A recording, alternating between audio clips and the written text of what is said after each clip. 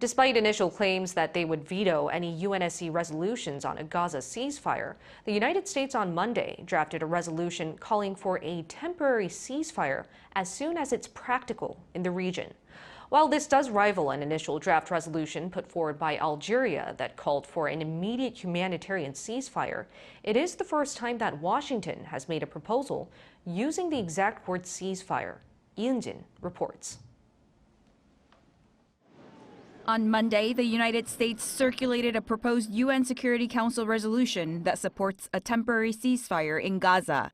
The resolution states a temporary ceasefire would be based on the formula of all hostages being released, while also lifting all barriers to provide humanitarian assistance at scale in the Gaza Strip. The draft also warns Israel not to launch a ground offensive in Rafah, stressing that such major military action should not proceed under the current circumstances. This is the second time since October 7th that Washington has proposed a Security Council resolution on Gaza. The first proposal in late October was vetoed by Russia and China. The latest draft comes more than 2 weeks after an initial draft was put forward by Algeria, the current non-permanent Arab member of the Security Council, which demanded an immediate humanitarian ceasefire. That draft resolution was set to be put up for a vote on Tuesday, but U.S. Ambassador Linda Thomas-Greenfield signaled it would be vetoed, saying it would jeopardize any negotiation talks to broker a pause in the war and the release of hostages held by Hamas.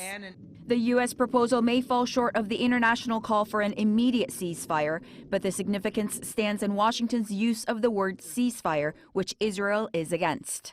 While the U.S. has been ready to protect Israel, the latest change in Washington's wording signals a warning shot to Israeli Prime Minister Benjamin Netanyahu. International Crisis Group UN Director Richard Gowan also said Israel would now be more concerned by the text Washington drafted, and that it is the strongest signal the U.S. has sent at the UN so far that Israel cannot rely on American diplomatic protection indefinitely. For a resolution to pass, it needs at least 9 votes in favor and no vetoes by the permanent members, the U.S., France, the UK, Russia, or China.